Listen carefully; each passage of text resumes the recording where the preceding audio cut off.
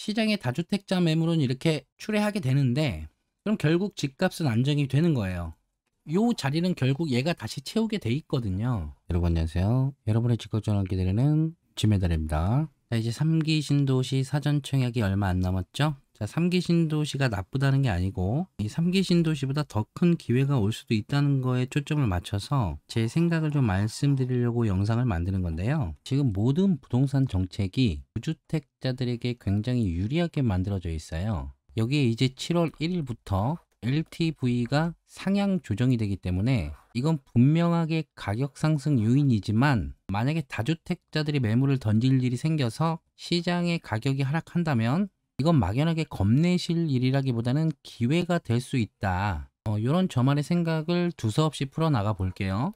지난 영상에서도 계속 말씀드렸지만 이 3기 신도시 사전 청약은 당첨이 된다고 다른 청약에 영향을 주는 게 아니기 때문에 사전 청약끼리만 영향을 주는 거기 때문에 자격이 되신다 그러면 거주하시는 지역의 3기 신도시 사전 청약은 무조건 도전을 하시는 거고요. 그리고 당첨이 된다 그러면 일단 본 청약까지 쭉 끌고 가시다가 이 중간에 더 좋은 단지들이 있으면 거기도 청약을 하시면 되는 거죠. 그래서 3기 신도시는 당첨이 되면 좋겠지만 당첨이 어렵기 때문에 그런 거고요. 그래서 우리에게 실질적으로 더 기회로 와 닿을 수 있는 것들은 이 3기 신도시 물량보다는 지금 다주택자들이 매물을 던진다면 그게 더 큰 기회가 될 수 있다는 생각이고요. 아무래도 이분들이 매물을 던지시려면 요게 돼야겠죠. 다시 한번 말씀드리지만 3기 신도시는 입지가 굉장히 좋은 곳이에요. 내가 당첨이 돼서 여기든 여기든 이렇게 입주할 수 있으면 굉장히 좋은 건데 만약에 내가 자금이 좀 부족하거나 기존 주택에 들어갈 여력이 전혀 안 된다. 그러면 목숨 걸고 3기 신도시든 다른 어떤 청약이든 도전을 하시는 게 맞는 거고요. 지금부터 말씀드릴 내용들은 어디든 입주하실 자금은 좀 되시는데 그래도 남들이 3기 신도시 3기 신도시 하니까 에라 모르겠다 하고 기다리시는 분들이 계셔요. 그런 분들에게 말씀드리는 거예요. 확정된 내용은 아니지만요. 얼마 전에 민주당 부동산 특별위원회에서 이런 대책들을 발표했었죠. 그중에서 임대 등록 사업자 제도 개선에 대한 내용이 있었어요. 이 내용을 좀 살짝 보면 이래요.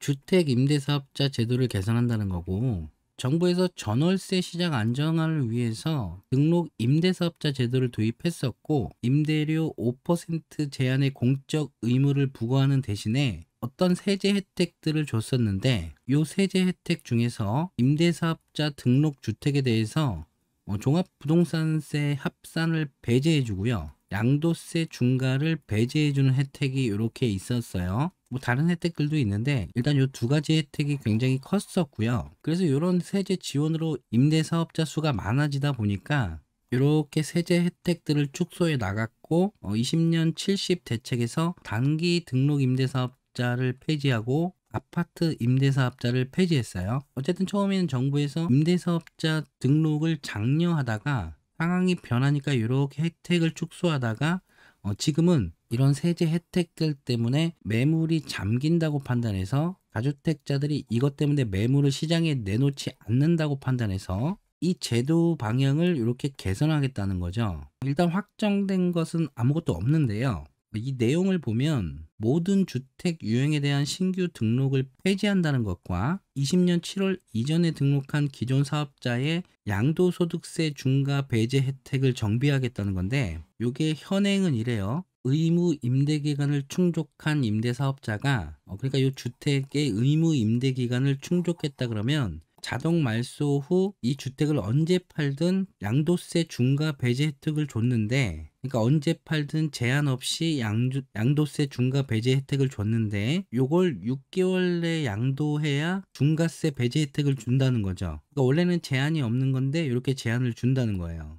요건 자동 말소 됐을 때 얘기고 그리고 자진 말소했을 때는 의무 임대 기간이 2분의 1을 충족했으면 자진 말소 후 1년 안에 이 주택을 팔면 중과세 배제 혜택을 줬는데 이것도 6개월 내로 줄이겠다는 거죠. 자, 어쨌든 이렇게 중과세를 배제해주는 기간이 요거였는데 요걸 다 6개월로 줄이겠다는 거예요. 목적은 매물 유도예요. 이렇게 일단 이거는 소급 적용이 저는 맞다고 보는데 일단 소급 적용에 대해서 말씀드리면 이거죠. 내가 출발지가 여기였고 목적지가 여기였는데 목적지까지 가는 교통수단은 비행기도 있었고 이렇게 열차도 있었고 뭐 자동차도 있었을 텐데 열차를 타면 흡연석과 비흡연석이 있다고 가정을 하죠. 비행기를 탔으면 하루가 걸렸을 거고 열차를 타면 한 달이 걸렸고 자동차를 이용해도 한 달이 걸렸다고 가정했을 때 이분은 흡연자이기 때문에 비행기는 이용하지 않을 생각이었고 열차나 자동차를 이용할 생각이었어요. 근데 정부에서 마침 열차 이용을 장려하기 위해서 흡연자가 흡연 가능한 열차칸을 이용하면 이 여행하는 한 달이란 기간 동안 이 안에서는 담배값을 50% 할인을 해주겠다고 제안을 한 거죠.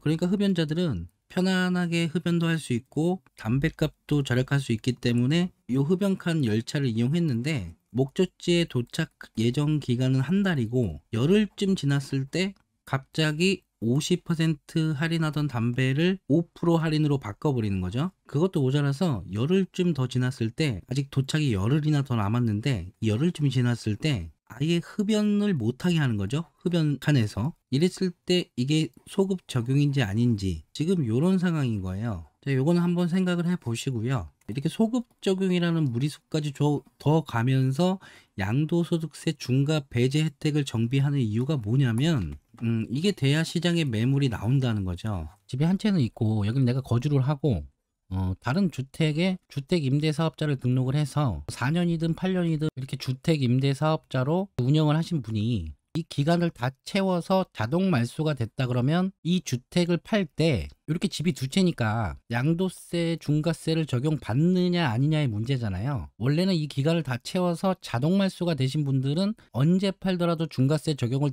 받지 않았는데 이제 6개월 내로 팔지 않으면 중과세 적용을 받으니까 요 집을 팔 거다. 요게 매물로 나올 거다. 요런 생각인 거죠. 근데 일단 자진 말소하시는 분들은 어차피 말소가 된 다음에는 1년 내 양도를 할 생각이었기 때문에 혹시 요게 나올 수도 있겠지만 이분들은 또 세입자의 동의를 얻어야 되죠. 그러니까 지금 요 집 안에 살고 계신 세입자의 동의를 얻어야 이걸 팔 수 있다는 건데 이 안에 세입자로 계신 분이 총 맞은 분이 아닌 이상은 동의를 안 해주겠죠. 왜냐면 이 임대사업자는 8년이란 기간이 있으면 8년이란 기간 동안 5%밖에 임대료를 올리지 못하는 거예요. 지금 임대차 3법에서 5% 상한 규정은 세입자가 바뀌면 적용이 없는데 임대사업자 물량은 이 기간 동안은 계속 5% 상한선을 지켜야 되는데 결국은 이 세입자 입장에서는 5% 이상을 인상하는 거에 동의를 한다는 거잖아요. 이걸 말이 안 되는 얘기고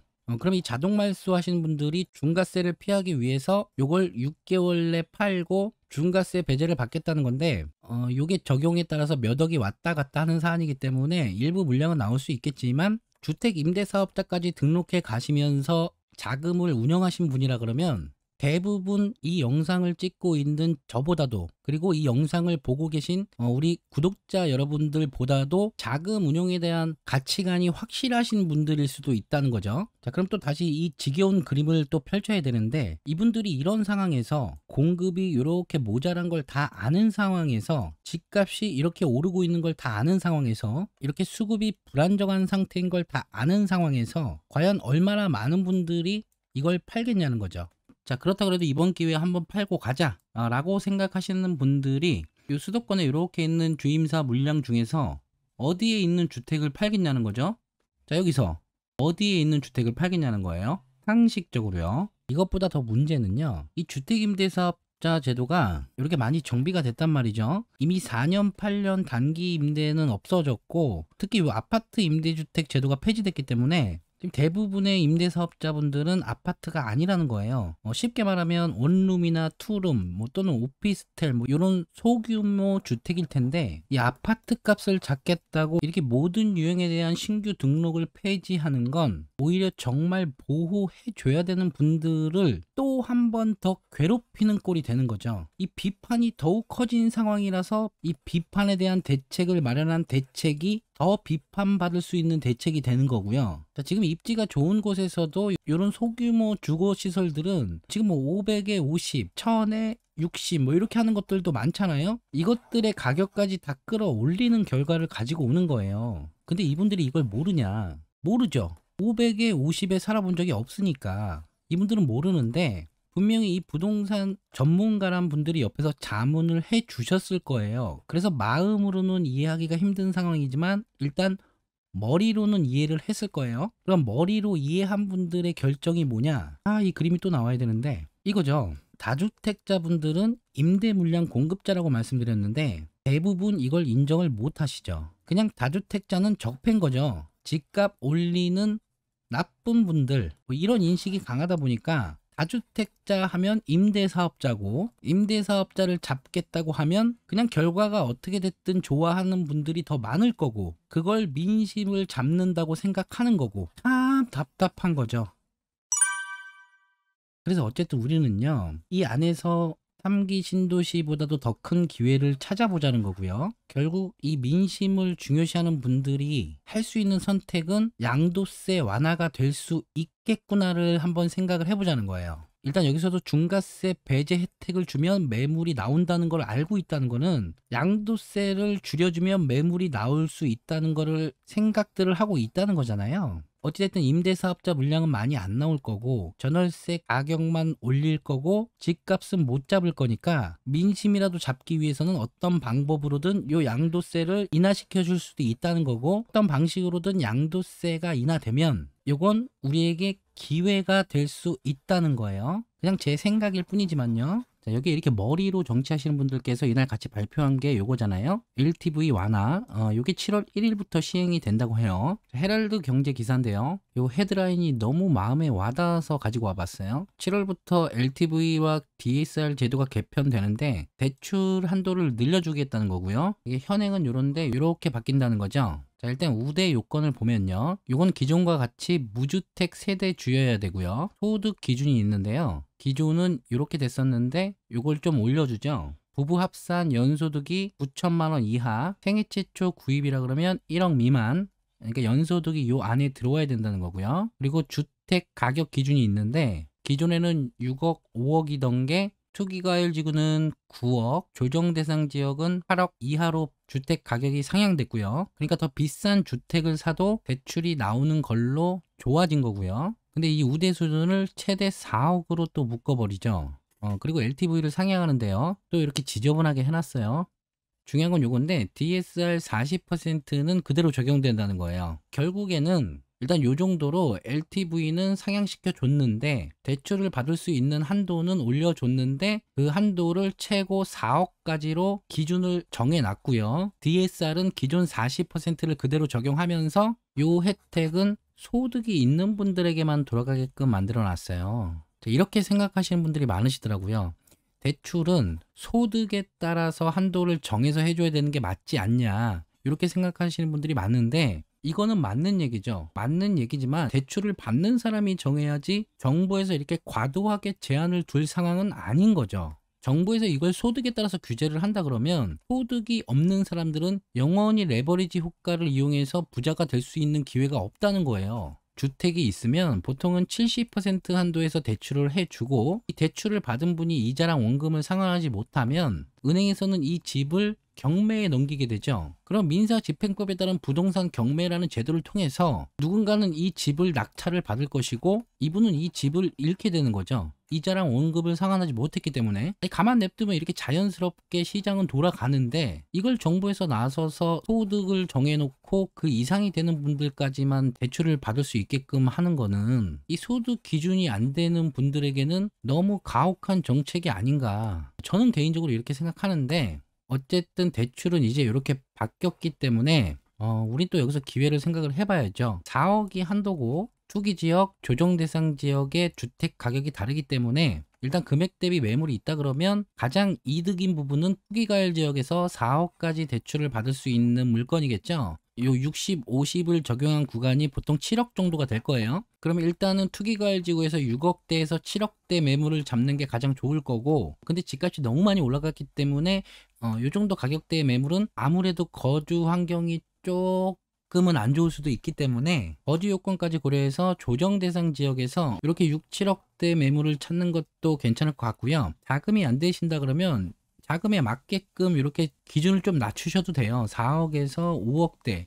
왜냐면 얘가 이렇게 올라가면 요 자리는 결국 얘가 다시 채우게 돼 있거든요. 자, 그래서 어쨌든 혜택을 받기 위해선 6, 7억이 가장 좋은데 자금이 되는 대로 어디든 일단 거주할 집을 마련하시는 게 좋을 것 같다고 생각 드는 시기고요. 말씀드리기 좀 조심스럽지만 돌아가는 상황이 그게 맞네요. 제가 지난 영상에서 전세 가격에 주목하시라는 말씀을 좀 강조했었는데요. 3기 신도시를 기다리시는 분들은 필연적으로 올라가는 전세 가격을 감당하셔야 된다는 얘기고, 전세 가격이 올라가면 매매 가격과 갭이 줄어들기 때문에 이 갭 가격이 줄어들면 실수요든 투기 수요든 누구든 수요는 붙게 돼 있고요. 수요가 붙으면 매매 가격은 따라서 올라갈 수밖에 없게 돼요. 자, 그럼 어차피 누구든 와서 매매 가격을 올릴 거라면 이게 올라가기 전에 우리 구독자 여러분들께서 이번에 상향된 LTV 적용 혜택을 받으실 수 있는 분들은 4억까지 이렇게 받으실 수 있는 분들은 기존보다 대출 한도가 올라갔잖아요. 그러니까 이렇게 혜택을 받으실 수 있는 분들이 이왕이면 이걸 좀 잡으셨으면 어떨까라는 말씀이고요. 자, 그래서 정리해보면 주택임대사업자를 폐지하고 6개월 내에 매물을 만들겠다는 게 당의 생각이잖아요. 요거는 요 주택임대사업자, 그러니까 요 다주택자의 양도세, 중과세 배제 혜택을 이용해서 매물을 만들겠다는 건데, 이것 때문에 매물이 나오든 아니면 이게 실패해서 다른 방법으로 다주택자 양도세를 인하해주고 매물이 시장에 나오든, 요 다주택자들의 매물이 시장에 출회하려면 현재는 양도세와 보유세가 둘 다 이렇게 올라가 있는 상태인데 요 양도세를 내려주는 거잖아요. 그래서 다주택자들이 팔 때 내는 세금이 줄어들게 만드는 거고요. 결국 팔아서 남는 게 많아지면 다주택자들이 이 물건을 이렇게 처분할 수도 있는 거잖아요. 자, 결국 이렇게 양도세를 인하해서 다주택자들이 주택을 팔 때 내는 세금을 적어지게 만들어줘서 시장에 매물을 유도하려면 뭐 여러 가지 방법이 있겠지만 양도세 중과를 한시적으로 배제해서 인하해주는 방법이 있겠고, 아니면 중과 시점을 다시 연기해주는 방법이 있겠고, 아니면 아예 중과를 폐지해주는 방법도 있겠네요. 아니면 장기보유 특별공제를 적용해주는 방법도 있을 거예요. 지금은 주택이 한 채인 분들만 장기보유 특별공제가 적용되는데 다주택자분들이라도 오래 보유한 주택에 대해서는 장기보유 특별공제를 적용해 줄 수도 있겠죠. 요거는 그냥 요럴 수도 있다고 생각만 해본 거고, 어찌됐든 똑똑한 분들께서 어떤 방법을 통해서든 양도세를 인하해 주거나 인하되는 효과를 가져다 줄 수 있는 어떤 정책을 마련해 줄 수도 있을 거고요. 그런 효과를 통해서 팔아서 남는 게 많아지면 다주택자가 1주택자 할래 라는 생각이 들면 시장에 다주택자 매물은 이렇게 출회하게 되는데, 그럼 결국 집값은 안정이 되는 거예요. 그런데 일시적이죠. 이 지겨운 그림이 또 나오는데, 신규 공급이 없잖아요. 이렇게 신규 입주 물량이 같이 나와줘야 되는데, 어쨌든 다주택자 매물이 이렇게 많이 쏟아지면 심리적인 부분들도 배제할 수 없기 때문에 결국 당분간 집값은 이렇게 안정이 되는데요. 그럼 그 다음은요, 여러분들의 생각에 맡길게요. 보통은 이렇게 끝내는데 집 매달은 좀 다르죠. 욕 먹어도 할 말 한단 말이죠. 자, 그래서 그 다음은 이게 또 서울 집값이 미친 듯이 올라가는 거예요. 다주택자가 1주택자를 하려고 마음 먹는 순간 여기 또 그들만의 리그가 만들어지거든요. 이렇게 매물이 많이 있으면 다주택자 매물은 이렇게 나오게 되는 거예요. 이렇게 나오고 요건 냅두고 여기서 나오고 냅두고, 결국 여기 시장은 그들만의 리그가 만들어지는 거죠. 요렇게요. 서울에는 한강이라는 게 있죠. 요 주변은 계속 재건축 바람이 불 거고요. 이 35층 층고 제한은 완화가 돼서 50층으로 올라가든 이게 100층이 되든 뭐 이게 우리랑은 상관이 없는 얘기겠지만 여기서 그들만의 전쟁이 시작될 거예요. 자, 여기서 주택들을 팔았는데 돈이 남았고 돈이 남고 이렇게 남는 돈들이 생기면 결국 이 부동산으로 번 돈들은 다시 부동산으로 들어갈 수밖에 없고, 이 정부에서는 자꾸 다주택자들을 적폐로 몰아가니까 자연스럽게 똘똘한 한 채를 선호할 수밖에 없는 거고, 그럼 당연히 이 주변은 더 많은 분들이 차지하게 되는 거고, 저는 지금 이 상황을 비판하는 게 아니고 진작에 이 상황을 그냥 만들어 줬어야 된다는 말씀을 드리고 싶은 거예요. 여기가 이렇게 안정이 되면 이 주변 가격들은 알아서 자기 자리를 찾게 돼 있는데, 이렇게 되기 위해서는 어차피 가격 상승은 불가피했었던 거고, 이렇게 자연스럽게 가격이 상승하는 거는 지금처럼 이렇게 미친 상승이 아니고 시장이 치고 받으면서 원만하게 상승을 했었을 거죠. 그러니까 있는 분들이 여기서 빨리 치고 받게 해주려면 이 주변 매물들을 빨리 내놔줘야 가격이 안정되는데, 이 주변 매물들이 이렇게 확 나와버리면 또 우리 구독자 여러분들께서는 가격이 이제야 잡히는구나, 훅 떨어지는 줄 알고 이걸 또 못 사실까봐 그게 걱정이 돼서 오늘 영상을 이렇게 길게 말씀드린 거고, 혹시라도 이런 매물들이 나오게 되면 이거 또 한 번 나와줘야 되는데, 요 신규 입주 물량이 채워지지 않는 이상은, 그리고 전월세 가격이 안정되지 않는 이상은 어차피 얘네들은 다시 여기를 따라갈 수밖에 없기 때문에 기회를 잡으셨으면 좋겠다. 좀 길게 왔는데 이거예요.